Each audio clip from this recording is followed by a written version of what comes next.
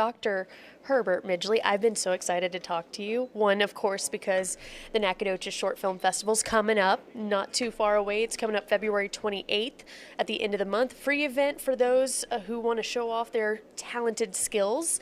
But let's talk about the short film first, and then I want to get to know you a little bit more. So what is the purpose as the director of the film festival? What is the purpose? Is it just to showcase skills, encouragement for those in the industry? How do you feel about it? One of the foundations of the Nacogdoches Short Film Festival is to foster independent filmmaking in East Texas. So happily today we have so many great devices to make films. When I first started making films, it was more of a challenge. Today with a phone you can make an amazing film. And I always find this, that as a filmmaker, unless you get your film in front of an audience, you really don't know what works and what doesn't work. When I went to film school, one of the statements was, you have blinders on. You work on something for months and months and months, and you know what you're seeing or what you think you're seeing, and then you show it to an audience like, oh, they're not getting that part. And so you may have to go reshoot something or re-edit something or take something out. And a lot of times you show your films to your friends, your family, and they're going to love it. Here's an audience that doesn't know you. And so when they laugh or they cry or they have some type of emotion, you know it's genuine. Now tell me more about how long this has been going on. How long have you been involved? And of course, how has this kind of shifted and moved and transformed over the years? Well, before the pandemic, we had the Nacogdoches Film Festival, which we had feature films and short films.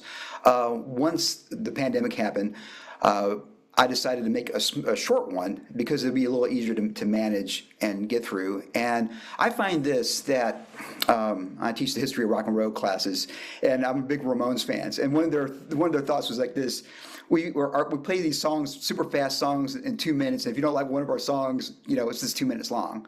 Well, a short film that's 3, 4, 5 minutes long is not as big a commitment as a 70-minute film or a 90-minute film. And so, and also you get a chance to see so many different types of films, a lot of different type of diversity of science fiction or drama or comedy, and the one thing I love about the short films is that you see films that Hollywood would never make, and these stories. And sometimes the cinematography not perfect or the sound's not perfect, but the story is so engaging. It's like, yes, this is so much better than some big Hollywood multi-million-dollar explosion film. How have you seen this festival help East Texans with maybe their careers or just helping them mold their craft? Have you seen that from time to time with maybe folks who have been coming back year after year? Absolutely. The one thing about making a short film is that it is art. It is something that's creative. There's usually not a potential making money off of making short films. Feature films, obviously that there's a mechanism to show it in a movie theater. So these are few folks that are artists, and they have a story to tell, and it's a collaborated process. So what I hope with the next Short Film Festival, we get a chance together to meet, collaborate maybe. I've acted in a couple of films from people that I've met in the next Short Film Festival, and I know the other folks have worked together as well. We have folks from Shreveport, we have folks from San Antonio, all over Texas, Dallas area, Houston area. They submit films, and they come up, and some amazing films. The film festival's been going on, I think this is the 5th year now, and it's amazing how fast time flies by. And I realize this: if you build it, they will come. And one of the things that we really wanted to work on is have a free event for the community, have as low as possible entry fees. And if you're in East Texas, it's free to submit. If you're a student, it's free to submit. And so there's a lot of film festivals that's $50, $100, $500 to submit their film. Well, not here in the next Short Film Festival, and we have films from all over the world actually come in as well. So you're saying that maybe down the line there could be inclusions of workshops and get-togethers to collaborate. That's really cool. So I want to know more about you. How did you get into film? Because I think, what was it, your first teaching career was in music? Where does that all kind of come together? Yeah, way back once upon a time, a long time ago, there was this young man that played trumpet, guitar, and wanted to write symphonies and wanted to write music for films. And so I went to my first degrees are in theory and composition, so music theory and composition. So I got an undergraduate master's degree in that. I got a teacher credential and worked, and I eventually went to film school with the thought process: if I make films, I can score them. And a lot of years later on, I made a feature film called The Rise of the Robots, and scored that film. I love the film, but I love the score also. And I can't even. I probably worked on over 80 short films. Probably 30 of those are my own films that I made. And every year I make a short film, and at least one short film. And so it's a great creative outlet that music and acting and writing and editing. There's a term called Gesamtkunstwerk, and my German is not very good for opera. You have dancing and you have music and you have staging. Well, film is that way. We have music going on, we have acting going on, we have a wardrobe, we have locations, and it's a total artwork.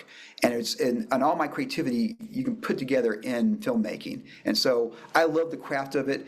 Happily, as I've gotten older, lights have gotten a lot more lighter, a lot smaller. Cameras have gotten smaller and more detail. It's amazing what you can do with this your phone, honestly. And these cameras today, you can do 8K on some of these cameras, so and even more than that. So it's amazing that today the entry point to being a filmmaker is a lot more accessible than it was 30 years ago, even 20 years ago. So I found your TikTok. And I saw one of your lectures where you had mentioned that your first film that you did was horrible. I want to know more about what makes you think that and where you've seen your skill sets change over time. In a lot of ways, there's two philosophies for creativity. One is to read a bunch of books and you have a theory, then you finally make something. And then there's the other theory, just go out there and make something. And the 5,000 pot you made or song you wrote is going to be better. And I think we all have to cut our teeth on making bad art. One of the best pieces of advice I got for songwriting: you got to write out all your sad, whiny songs at first to finally get to the real stuff, and you got to get that bad art out of you until you get to the good stuff. And it's the idea of that creativity is to me is really fascinating in a lot of aspects that you're able to go through and you grow as a filmmaker. I can see the first films. I think it was 98 or 99, something like that, something in the late 90s when the first version of iMovie came out. And today in 2026, I look at the films that I make today, and I'm like, golly, there's definitely a progression of improvement over time. And I think a lot of the filmmakers that we love, they've gotten better over time. And I've seen individuals and groups that have submitted films, and even this film festival only for 5 years, they get better at the craft of making films. And so it's just something that I believe the more you make, the more you create, the better you get at it. I love that. Okay, and also, what is more fulfilling, making music or filmmaking in your perspective? I'll say this: I think making music's really organic for me. That's easier. It's just more like music. I hear music all the time. I see something, I automatically go to the piano, the guitar, and it just comes out of me. Filmmaking is tough. Filmmaking is tough. Making the feature film is tough.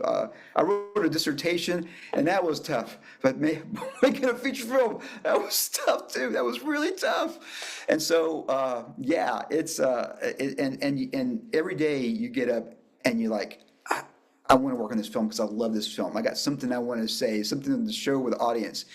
And there are times where things aren't perfect, and you just got to keep on going. And a lot of folks I've talked to, like, well, if it's not perfect, I don't want to put it out. I think, no, put it out there. Learn from this experience, and you'll get better as time going on. If you don't show your art, I don't care if it's music or filmmaking or writing or whatever it is, if you don't show it, you're not going to know if it's good or bad, or you're not going to improve as an artist.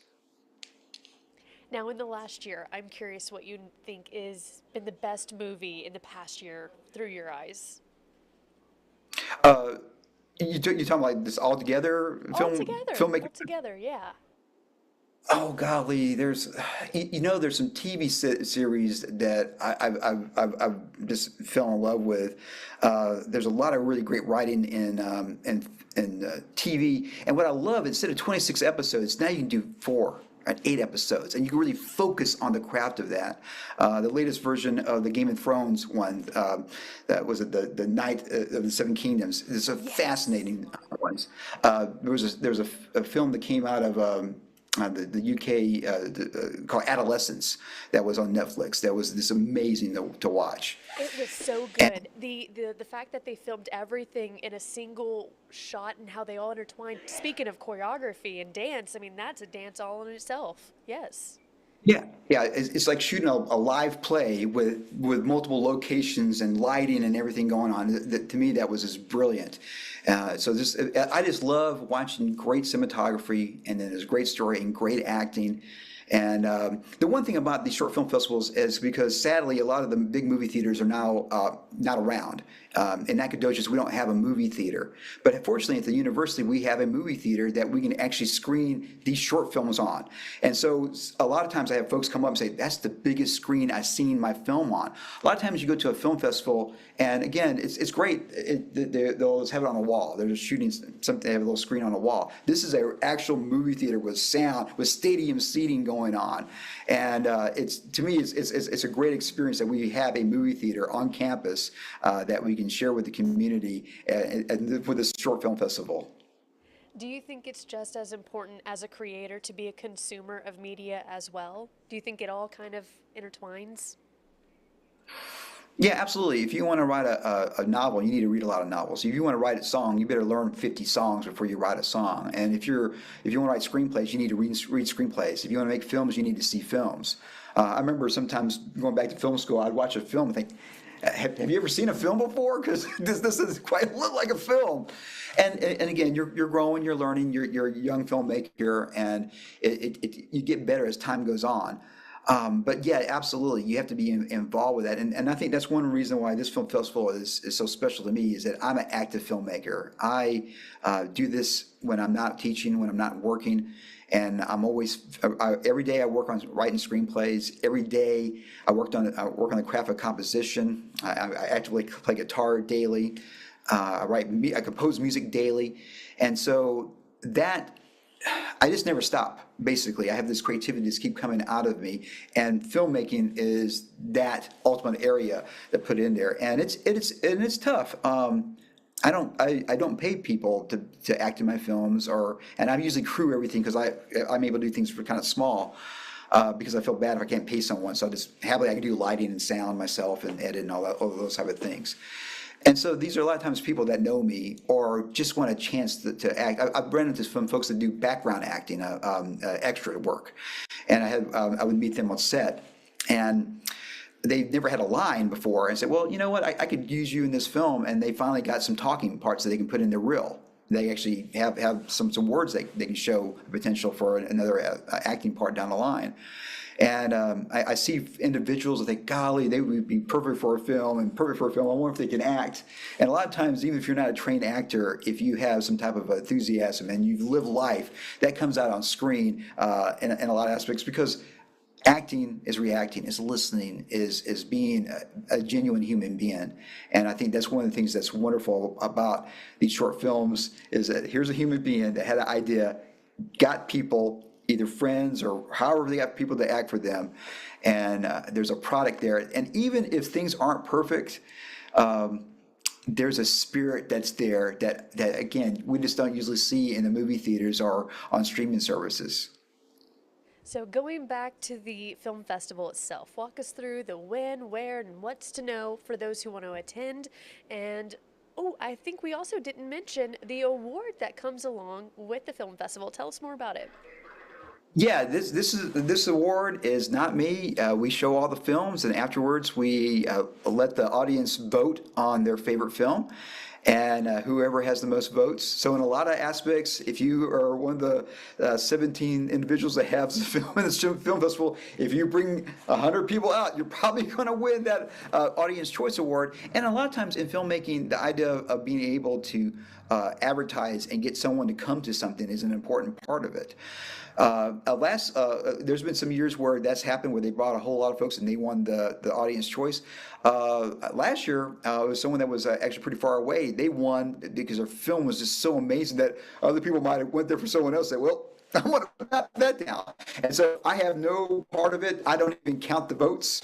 So